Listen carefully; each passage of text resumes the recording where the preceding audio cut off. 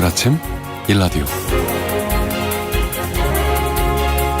안녕하십니까. 오늘 아침 일라디오 진행의 아나운서 오승원 오하나입니다. 자, 요즘 식사 시간 외에 음식점에 가면 밥 먹기 좀 힘들어졌다는 생각이 들 때가 종종 있습니다. 브레이크 타임이에요 이렇게 얘기하는 곳들이 많아졌기 때문인데요. 한마디로 쉬는 시간이란 말이죠. 언제부턴가 작은 음식점들도 브레이크 타임을 챙기는 곳들이 많아졌는데요. 손님이 한 명이라도 더 오면 영업하는 게 좋은 거 아닌가 이런 생각이 들기도 하죠. 그런데 음식점 입장에서 브레이크 타임을 할 수밖에 없는 여러 가지 이유가 있다고 합니다.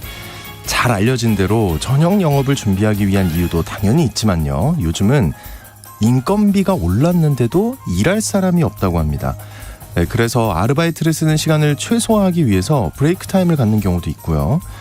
근무 시간이 긴 종업원들의 법적인 휴식 시간을 보장하는 이유도 있다고 합니다.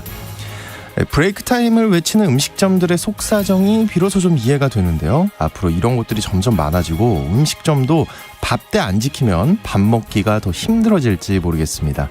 3월 28일 화요일 오늘 아침 일라디오 출발합니다.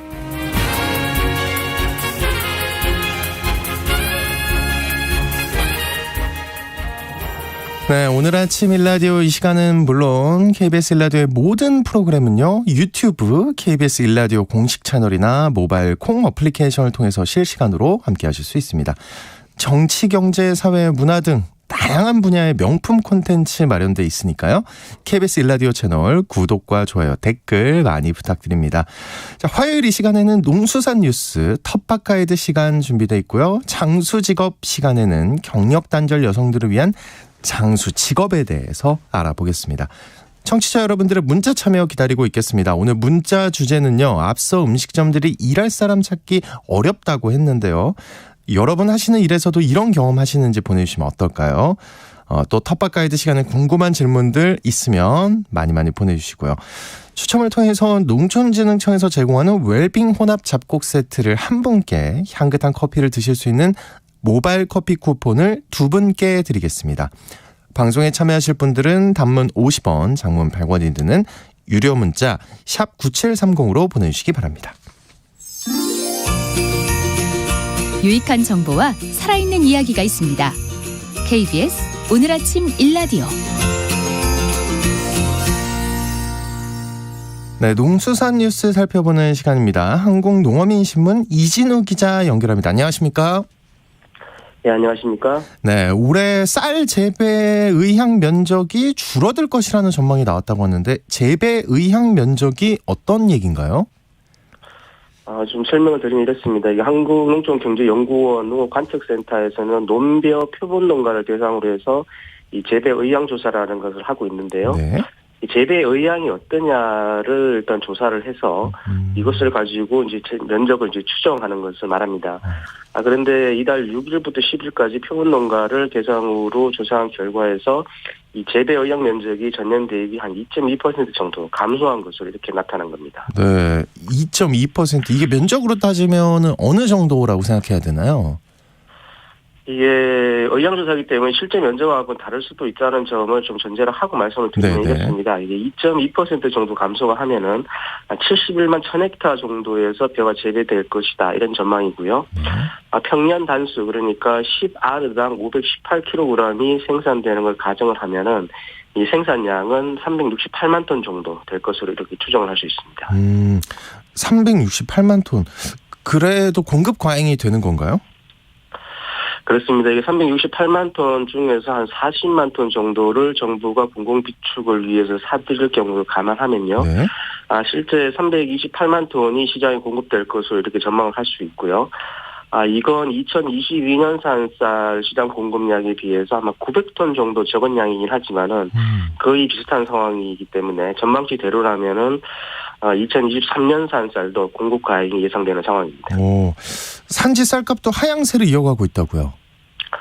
그렇습니다. 이 통계청이 지난 15일 조사한 것에 따르면은 산지 쌀값이 20kg을 기준으로 해서 44,797원을 나타냈는데요. 네. 지난해의 수확기 평균의 45,455원에 비하면은 1.4%가량 하락한 상황입니다. 수학기 이후에 계속 내림세를 지금 보이고 있는 건데요. 이 산지 유통업체들의 재고량은 전년 동기에 비해 가지고 크게 줄었습니다. 그래요? 예, 그렇습니다. 농경위원회 집계한 산지 유통업체 재고량을 보면요. 2022년 2월의 경우 2021년산 쌀 재고량이 132만 6천 톤을 나타냈었는데요. 이에 반해서 올 2월에는 2022년산 쌀 재고량이 97만 2천 톤으로 집계가 됐습니다. 네. 무려 35만 4천 톤이 지금 적은 상황입니다. 그런데 가격이 반등하지 않는 이유는 어디에 있을까요? 이게 궁금한데요. 예, 정부의 시장 격리도 있긴 했었지만은 이 재고량이 적다는 거는 그만큼 많이 팔았다는 것일 텐데요. 네. 예, 산지 유통업체가 1월에서 2월에 판매한 물량이 28만 5천 톤 정도가 되는데 이게 전년 동기 대비해서는 21.7%나 늘어난 것이라고 합니다. 특히 상대적으로 재고 부담이 큰 업체에서 판매를 늘렸다는 건데 이제 이렇게 되면은 결국 소비지에 있는 유통업체와의 가격 결정을 하는 과정에서 우위를 점할 수 없게 되고요. 결국에는 좀 싸게 팔았다 이렇게 볼 수밖에 없게 되는 겁니다. 그러면 좀 오를 가능성은 어떤가요? 없는 건가요? 지금 5월까지는 현재 수준에서 이제 보합세를 나타낼 것이다 이렇게 전망이 되고 있는데요. 네. 근데 산지 유통업체의 재고량이 줄어든 것은 가격 상승 요인으로 작용할 수 있지만 여전히 이 수급에 대한 심리적 불안감이 존재하기 때문에 가격 상승이 제한적일 것이다 이런 전망인 겁니다. 이 공공비축미와는 별도로 2022년 산쌀 40만 톤 가량을 정부가 시장에서 격리를 했는데요. 이 물량은 산지 쌀값이 오르고 이게 또 밥상 물가 상승으로 이어진다는 여론이 형성이 되면은 언제든지 시장에 풀릴 수 있는 상황이기 때문에 가격이 크게 오르기는 어렵지 않을까 싶습니다. 그렇군요. 벼 재배 면적을 줄이기 위해서 정부가 올해부터 전략작물 직불제라는 걸 도입하고 직불금 등록 신청 기간을 연장하기로 했다면서요? 그렇습니다. 농식품부가 이달 31일로 예정을 했던 전략작물 직불금 등록 신청 기간을 4월 20일까지 연장하기로 밝혔습니다. 네. 말씀하신 것처럼 전략작물 직불제는 논에 벼 대신에 조사류나 콩, 가루쌀 등의 작물을 심을 경우에 품목에 따라서 헥타르당 정해진 직불금을 지급하는 제도인데요. 이렇게 신청 기간 연장한 데 대해서는 올해가 처음으로 시행하는 제도이고 또 농업인들에게 쌀 적정 생산 정책에 참여할 기회를 더 제공하기 위해서 신청 기간을 연장했다. 이렇게 농식품부는 밝혔습니다. 네, 이 지원 단가가 많이 다르다면서요? 그렇습니다. 이게 단작인 경우와 이모작인 경우로 나누어서 볼 수 있는데요. 네. 이게 단작인 경우에는 동계의 밀, 보리, 비리 등의 동계 식량 작물하고 그리고 청보리나 라이그라스 같은 동계 사료 작물을 심을 경우에는 헥타르당 50만 원, 그리고 하계에는 가루쌀과 콩을 심을 경우는 100만 원, 그리고 조사료를 심을 경우에는 430만 원의 직불금이 지급이 됩니다. 이거 조사료를 심는 경우가 직불금이 제일 큰 것 같은데 이모작인 경우는 어떤가요? 이모작인 경우에는 밀과 쌀과 가루쌀, 그리고 또 밀과 농콩을 심을 경우, 또 동계조사료와 가루쌀, 동계조사료와 농콩을 심을 경우에는 250만 원의 직불금이 지급이 됩니다. 이 신청 기간이 20일 정도 더 연장이 되면서 좀 시간이 남았으니까요. 네. 이런 품목의 농사가 가능하신 분들은 신청을 한번 해보시는 것도 좋지 않을까 싶습니다. 네, 그렇습니다. 네, 지금까지 농수산뉴스 한국농어민신문의 이진우 기자와 함께했습니다. 고맙습니다. 감사합니다. 네. 자, 어제 우리 김순자님이 사연을 보내주셨어요. 안녕하세요. 오늘 진달래꽃 먹는 내용 문자 보낸 애청자입니다. 제가 어릴 때는 봄이면 진달래가 온 산을 물들일 정도로 많이 폈습니다. 그러나 지금은 큰 수목에 가려 진달래가 햇볕을 보지 못하다 보니 규모도 줄어든 것 같습니다. 진달래를 참꽃이라고 해서 많이 따먹었습니다. 화전에도 진달래 꽃잎을 넣어 만듭니다. 간혹 흰색 진달래도 있어서 귀한 꽃 따먹는다고 흰색 진달래 보이면 거리 상관없이 따먹으러 가곤 했습니다. 괄호 열고 좀 슬퍼요 이거. 제가 어릴 땐 간식이 거의 없었어요. 이렇게 아나운서님께서 말씀하신 입에 대면 단맛이 난다는 것은 붉은색이면 사르비아꽃이 붉은색이었던 것 같아요.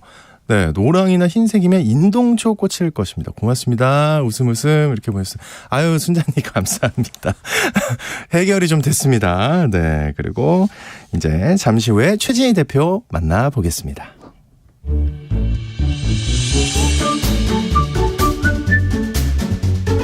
아침을 여는 기분 좋은 습관. KBS 오늘 아침 일라디오.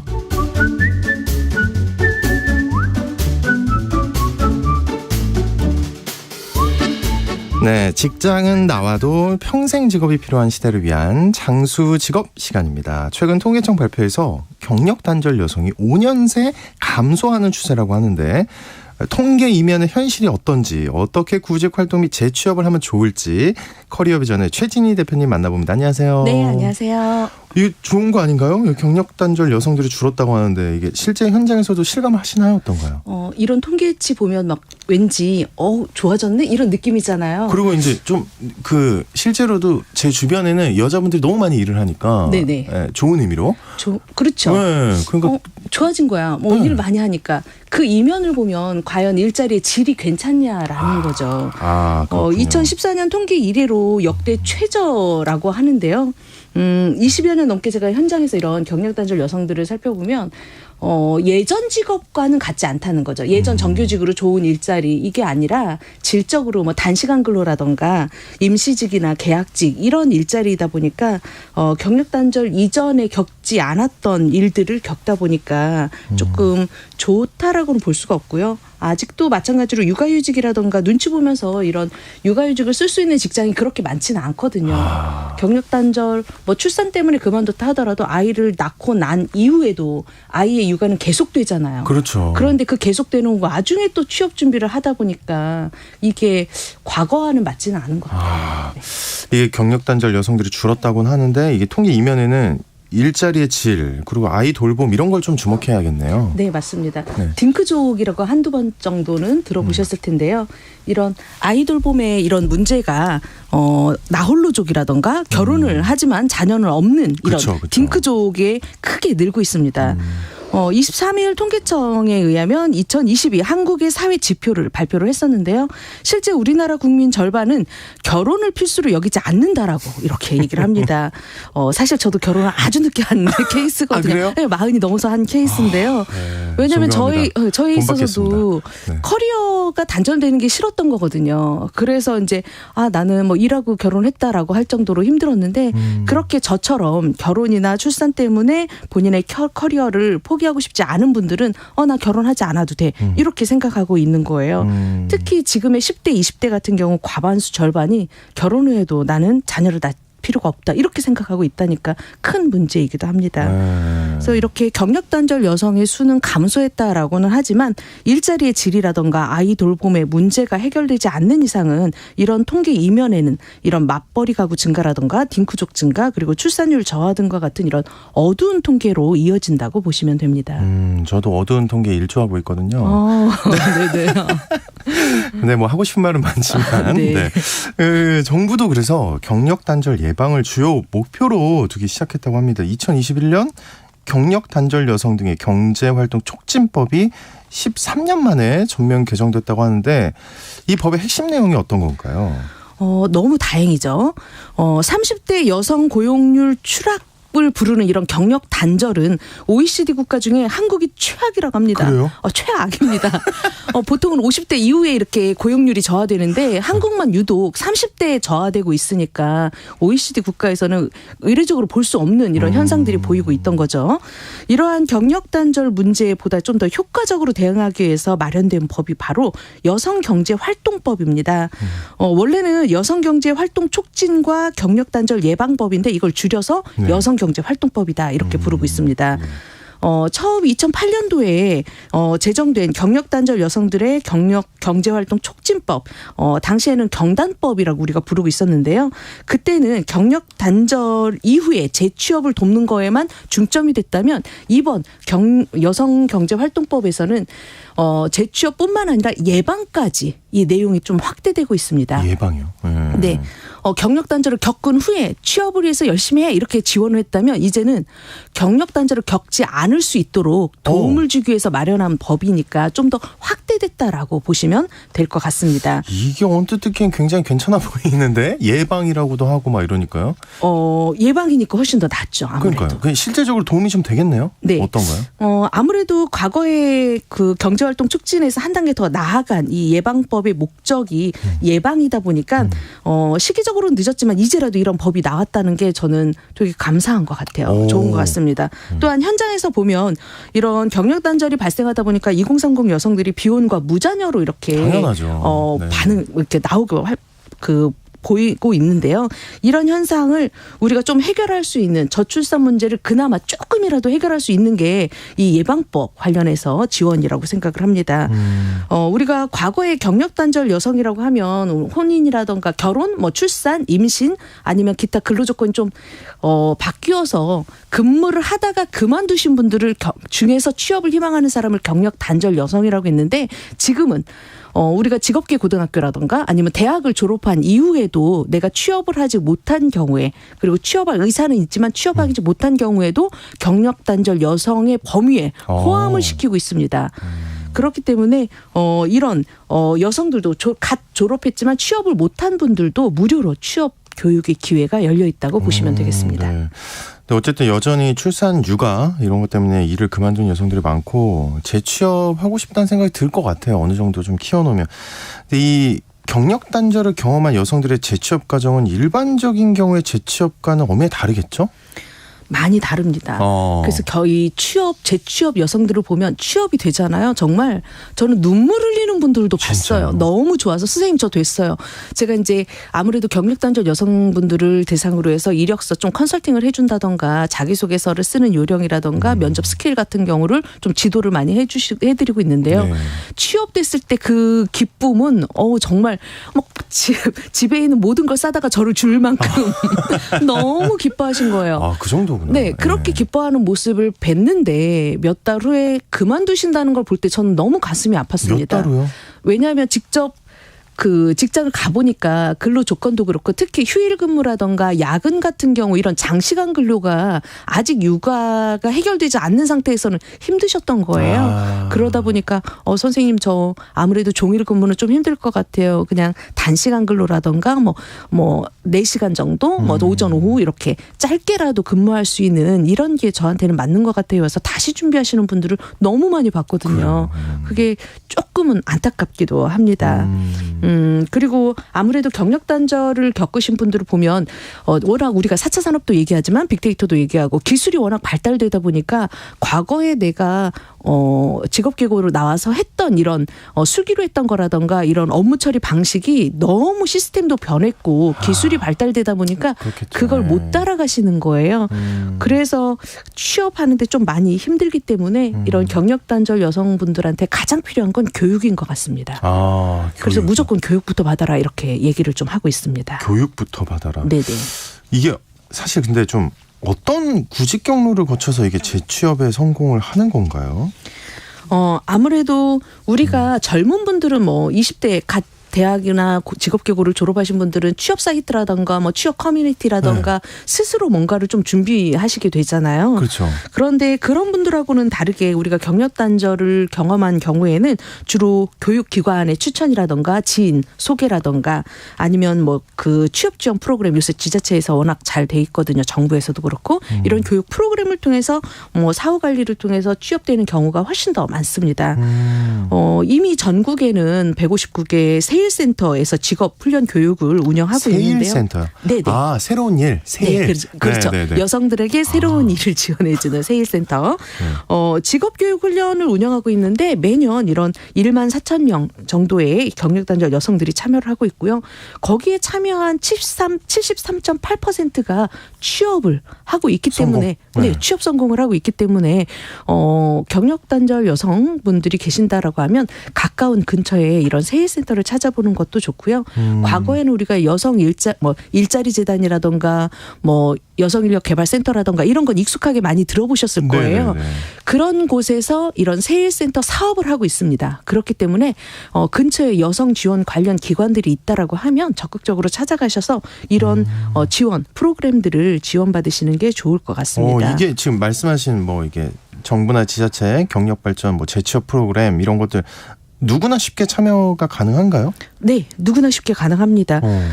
다만 무료로 하기 때문에 누구나 쉽게 가능은 하지만 사업자 등록이 있다는 건 내가 뭔가 자영업이나 의도가 있잖아요. 그래서 네네. 이런 사업자 등록증이 있는 분들은 참여가 불가능한 교육들도 있기 때문에 미리 좀 알아보시는 것이 좋습니다. 저 같은 경우에는 조금 전에도 말씀드린 것처럼 경력단절 여성의 경우에는 일단 교육부터 받아라 이렇게 말씀을 드리고 네. 싶은데요. 혼자서 취업하는 것보다 일단 교육부터 받으면 다른 교육생들하고 정보를 좀 주고 받으실 수가 있거든요. 그리고 기업에서 필요로 하는 이런 전문성이 좀 부족하다던가 아니면 내가 일자리 경험이 부족해서 자신감이 좀 많이 떨어져 있는 상태입니다. 그런데 교육 가보니까 나하고 상황이 비슷한 사람이 거기에 너무 많이 있거든요. 위로도 받고 도움도 받고. 그렇죠. 맞습니다. 위로도 받고 좀 더 으쌰으쌰 뭐 동기부여도 되고 그렇기 때문에 저는 여러 사람들하고 같이 교육부터 받으면서 취업 준비를 같이 해나가는 게 더 좋다라고 봅니다. 네. 요즘 경력 단절 여성들이 희망하고 또 관심이 많은 직업 교육 훈련 직종이 있나요? 과거에는 사회복지 쪽이라던가 이런 거에 집중됐다면 코로나19 이후에는 또 빅데이터라던가 IT 관련 교육들도 많이 늘어나고 있습니다. 네. 그리고 그런데 이제 아무래도 경력단절 여성분들은 단시간 근로를 좀 하고 싶다라고 말씀을 해주신 분들도 많잖아요. 그러다 보니까 교육 훈련 직종 중에도 강사라던가 교육과 관련된 이런 훈련을 더 많이 받고 싶어 하는 게 사실입니다. 그리고 아무래도 행정 업무라던가 이제 총무사무라던가 이런 쪽 업무, 사무행정 업무에 많이 집중되어 있기도 하고요.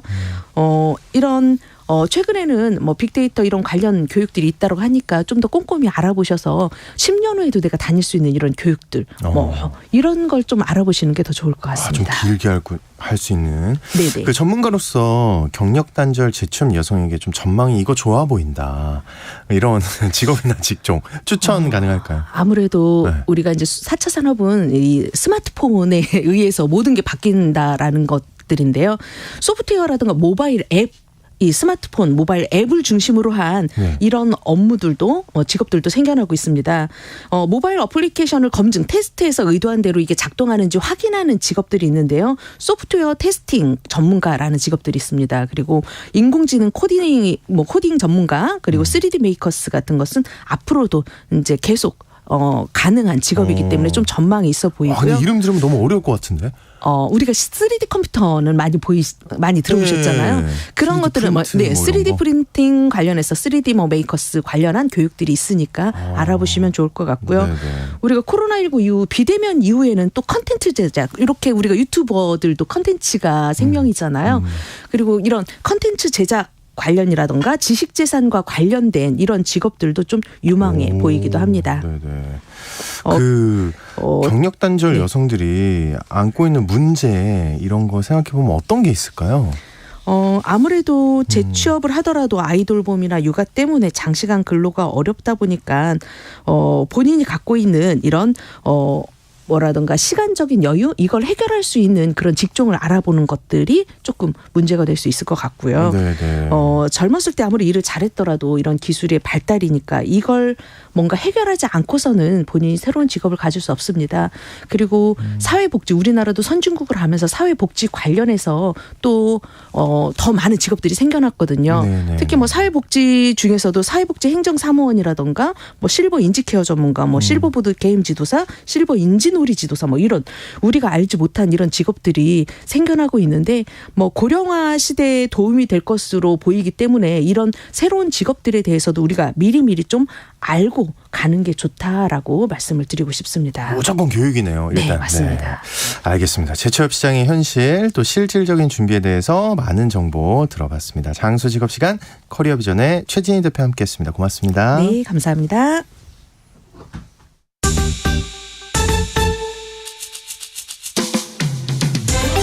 활기찬 하루를 여는 오늘 아침 1라디오 건강한 아침 습관.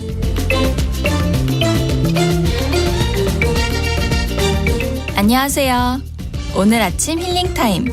저는 필라테스 하는 방송인 양정원입니다. 잘못된 자세나 스트레스로 목에 통증이 있는 분들께 특히 좋은 목 좌우 스트레칭. 함께 해보실까요? 가장 기본적인 동작이지만 목, 어깨 근육 뭉침을 풀어주고 유연하게 해주는 동작입니다. 자, 먼저 머리를 오른쪽으로 지그시 기울여주세요. 손이 자유로우신 분은 오른손으로 머리 반대쪽을 감싸고 오른쪽으로 당기듯이 지그시 눌러주세요. 이때 왼쪽 어깨가 따라 올라가지 않게 주의해주세요. 하나, 둘, 셋, 넷, 다섯.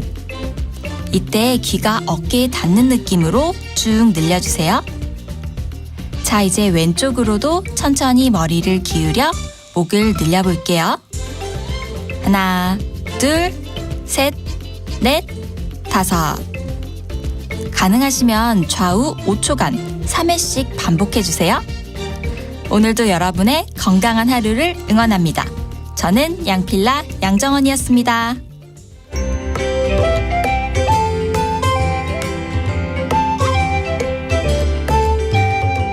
상쾌한 하루의 시작. KBS 오늘 아침 1라디오.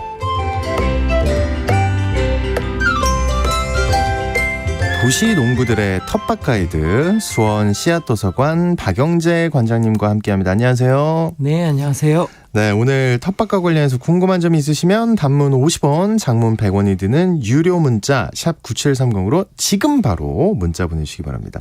자세하게 우리 관장님이 답변 드리도록 하겠습니다. 이게 벌써 3월입니다. 시간이 이렇게 빨라요. 일교차가 근데 굉장히 크잖아요. 이게 네. 좀 텃밭 농사 짓기가 까다로운 날씨인가요? 날이 갑작스럽게 이렇게 추워졌는데요. 네. 또 비다운 비도 또 내려주지 않아서 무척 가문 날이 이렇게 계속되고 있어서 걱정이 많습니다. 네, 네. 텃밭에는 모든 씨앗들을 파종해도 되는 이제 4월이 다가왔는데요. 3월이 엽채류 씨앗을 파종할 수 있는 시기라고 한다면 4월은 고추, 토마토와 같은 열대성 과채류의 씨앗도 파종할 수 있는 시기입니다. 그리고 엽채류의 모종도 심을 수 있는 시기인데요. 과채류의 모종은 4월 말, 5월 초 이때까지는 좀 기다렸다가 최저 기온이 10도 이상으로 이렇게 안정적으로 유지되었을 때 이렇게 심으셔야 합니다. 네. 4월은 일교차가 크고 또 요즘처럼 갑작스러운 꽃샘추위가 찾아오기도 하는 변덕스러운 달인데요. 네. 일기예보를 꼭 참고하셔서 농사에 임해야 합니다. 이게 작물에게 중요한 기후 조건이 따로 있는 건가요? 어떤 네. 우리가 방송을 통해서 듣는 일기예보는 대기후라고. 대기후. 네. 대기후라고 이렇게. 왜 전 처음 듣죠? 크다고. 거대기후 크다고. 뭐 이런 네. 식으로 표현을 하고요. 농업과 관련된 기후를 미세한 기후라고 해서 미기후 또는 그렇군요. 이제 농업기상이라고 합니다. 농사 작업을 통해서 만들 수 있는 작업물에게 필요한 기후 환경을 만들어주는 그런 기후를 얘기하는 겁니다. 네. 그래서 일항의 방향이라든지 일항의 폭, 그다음에 흙 입자의 구성과 같은 다양한 조건들을 농부가 인위적으로 밭을 만들면서 작물의 생육 조건을 충족시키는 이런 기후 조건들을 만들어줍니다. 일항을 남북 방향으로 만들면 일항의 그늘이 없이 햇볕을 고루 이렇게 받을 수 있고요. 또 일항의 폭을 넓게 만들어주면 요즘과 같은 가뭄을 덜 타는 그런 장점이 있습니다. 오, 이게 그럼 뭘 심을지에 따라서 일항을 만드는 게 달라지는 거네요? 네, 맞습니다. 보통 맨 땅을 트랙터나 관리기를 이용해서 이렇게 로타리 작업을 하게 되면 흙이 깨지면서 밀가루와 같은 호달 구조라고 하는 게 만들어집니다. 그래서 물을 부으면 밀가루 반죽처럼 더 딱딱해지는 구조가 되는데요. 하지만 퇴비를 넣고 로타리 작업을 하게 되면 퇴비와 그리고 땅 속에 있는 미생물과 소독물들이 땅을 포도송이와 같은 떼알 구조로 만들어줍니다. 네. 물도 적당히 그리고 공기도 적당히 이렇게 포함시키는 구조인데요. 우리가 보통 흙은 이렇게 손으로 만져지는 이런 고체라고 이렇게 생각하지만 네. 그것은 절반 정도고요. 나머지 절반은 빈 공간으로 되어 있습니다. 그래서 이 빈 공간에 물과 공기가 서로 이렇게 나눠 가지게 되는데요. 빡빡하게 하는 게 아니군요. 네. 네. 좁은 일항을 만들면 물이 빨리 빠져나가고 그 공간을 공기가 차지해서 열매 채소나 뿌리 채소처럼 이렇게 공기를 많이 필요로 하는 그런 작물들한테 좋은 환경을 만들어주게 되고요. 네. 반대로 이제 넓은 일항은 물이 천천히 빠져나가서 물을 많이 필요로 하는 엽채류나 오이, 호박, 토마토와 같은 물이 많이 필요한 작물에게 좋은 환경을 제공하게 됩니다. 신기하네요. 네. 일항이 이런 목적으로 만들어진다는 것을 알게 되면 이제 농촌 지역이나 이런데 네. 밭 잎이랑 사이를 이렇게 지나다니실 때 저기는 뭘 심겠구나라고 하는 이런 그 감이 생기실 겁니다. 아는 척하기 좋겠네요. 그 계절에 따른 기후 특성도 좀 고려를 해야 한다고요? 네, 여기에 대해서 우리나라는 봄에는 좀 가물고 가을에는 또 집중호우가 잦은 특성을 가지고 있어서 그에 따른 대처도 필요합니다. 네네. 그래서 봄에는 좁은 이랑도 좀 가급적 폭을 좀 넓히는 게 좋고요. 가을에는 좁은 이랑을 좀 더 좁히는 그런 방식으로 할 필요가 있습니다. 그리고 봄에 로타리를 친 이후에 흙 입자가 이렇게 성겨서 그 흙을 약간 눌러줄 필요도 있습니다. 모종을 심는 자리에 보통 호미 날로 이렇게 구멍을 파는 경우가 많은데요. 네네. 호미 날보다는 오히려 호미자로 이렇게 눌러서 구멍을 내면 좀 밑에 흙이 좀 다져지는 그런 효과를 내서 수분이 많이 모이고 또 빠져나가지 않아서 모종이 가뭄을 덜 타는 효과를 볼 수가 있습니다. 그렇군요. 근데 흙을 햇볕으로부터 가려줘야 한다고 하는데 이게 무슨 말입니까? 네, 보통 이제 멀칭이라는 용어로 이렇게 사용을 하는데요. 네. 흙이 햇볕과 직접 만나면 그 흙 안에 있던 수분이 증발하면서 흙 속에 모세관들이 굉장히 많이 발달하게 됩니다. 모세관들이요? 네. 네, 그래서 수분 증발이 많아지죠. 그리고 이제 토양 안에 살고 있는 미생물들이 또 성장하는데 방해를 받게 됩니다. 아무래도 생명은 이제 자외선을 보게 되면 이제 죽게 되니까요. 그래서 흙의 70%는 햇볕을 가려줘야 합니다. 야, 이상한데요? 원래는 흙 네. 태양을 봐야 되는 거 아니에요? 생명의 원천 아닙니까? 네. 그렇지만 네. 그 안에 있는 미생물이라든지 그다음에 수분을 지키기 위해서는 좀 가려주는 게 좋은데요. 그래서 보통 이제 저희 같이 도시농부들은 비닐로 이렇게 멀칭을 하지 않으니까 가급적 작물로 빼곡하게 채우는 게 좋습니다. 그래서 씨앗을 빼곡하게 파종해서 천천히 이제 솟아주는 방식으로 나중에 정식거리를 유지해 주면 됩니다. 그리고 모종을 심는 경우에도 모종과 모종 사이에 동반 작물이라고 하는 이제 다른 작물들을 파종해서 이렇게 솎아 먹는 방식으로 이렇게 해주면 좋고요. 그리고 또 주변에 풀이나 낙엽으로 이렇게 비닐 대신에 멀칭을 해서 이런 문제를 해결할 수도 있습니다. 그렇군요.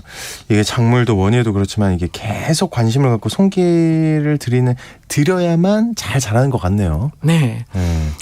사람과 같은 동물들은 움직일 수 있기 때문에 뭐 안 좋은 게 있으면 피할 수가 있잖아요. 그렇죠. 근데 식물들은 이제 이런 그런 움직일 수 없기 때문에 우리의 이제 필요한 그리고 또 이런 식물 중에서도 특히 또 우리가 심어서 먹는 작물들의 경우에는 사람들이 인위적으로 우리 필요에 따라서 이렇게 길들여진 그런 식물이기 때문에 야생의 식물보다는 훨씬 기후에 예민합니다. 네.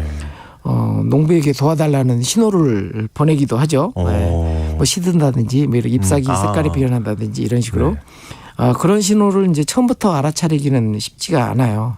그래서 일항의 넓이라든지 방향처럼 밥 만드는 과정에서부터 미리 이렇게 준비를 해주는 게 좋습니다. 그렇군요. 보통 어른들이 얘기하시기에 곡식은 농부의 발걸음 소리를 듣고 자란다라는 말이 있는데요. 네.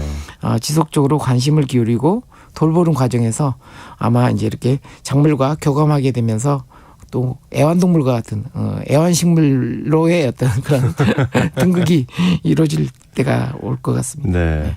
우리 청취자 여러분들이 그 질문을 많이 보내주셨는데요. 3635님이 씨로 심은 비파나무, 망고 그냥 두면 열매 맺을까요? 이렇게 보내주셨어요. 씨로 네. 심은?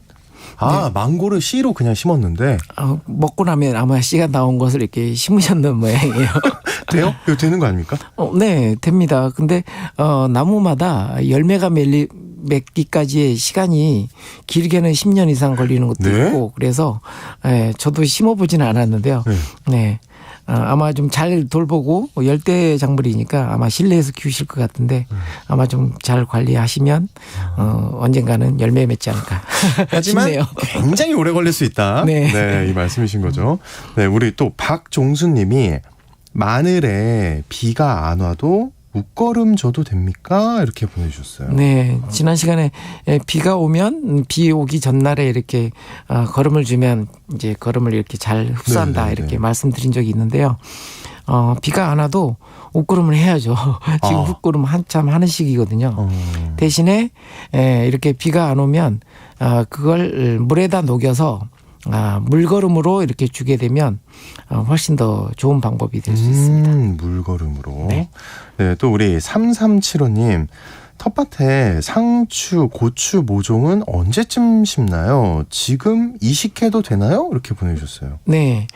텃밭에다 모종을 심는 것은 이제 이식이라고 하지 않고 정식이라고 하고요. 정식이요? 네.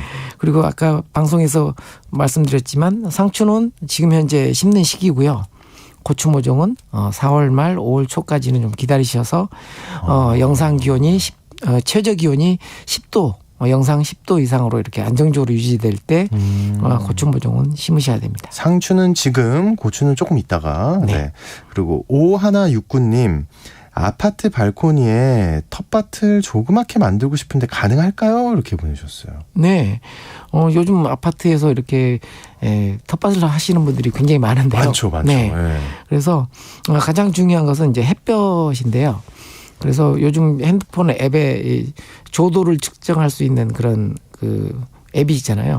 그래요? 네. 그래서 햇볕 양이 내가 기르고자 하는 작물에 적당한 정도의 룩수가 이렇게 나오는지 조도를 한번 체크해 보시고 조도가 낮게 나오면 엽채류, 조도가 높게 나오면 과채류도 가능합니다. 그렇군요. 또 우리 9970님이 오늘 아침 일라디오 처음 들어요. 베란다에서 상추 키우면 목만 길어지고 옆으로 넘어져서 실패하는데 호박을 키우면 될까요? 이렇게 보내주셨어요. 네, 방금 나왔던 그 질문하고 똑같은데요. 예, 목이 길어지는 이유는 조도가 낮기 때문에 햇볕이 약하기 때문에 이렇게 키만 크는 형태거든요. 이렇게 조절을 해줘야겠네요. 네, 그래서 요즘은 또 인공 조명이라고 해서 LED 등을 이렇게 또 가정용으로 만들어서 팔기도 하니까 이런 식으로 해서 광을 좀 더 보태주시는 게 좋고요. 네. 호박은 더 많은 빛이 필요하기 때문에 안 됩니다. 안 돼요. 네. 호박은 안 된답니다. 네. 9970님. 우리 질문이 많이 들어오는데 하나만 더 보겠습니다. 이게 2102님. 아파트 베란다 화분에 상추 방울토마토 심으려는데 벌레 같은 거 생길까 봐 못하는데 베란다에서 키우기 좋은 식물이 어떤 게 있을까요? 이렇게 보내주셨어요. 베란다에서 키울 때 벌레 때문에 걱정이 되시는 분들은 일반 흙을 퍼다가 이렇게 상추를 심지 마시고요. 네.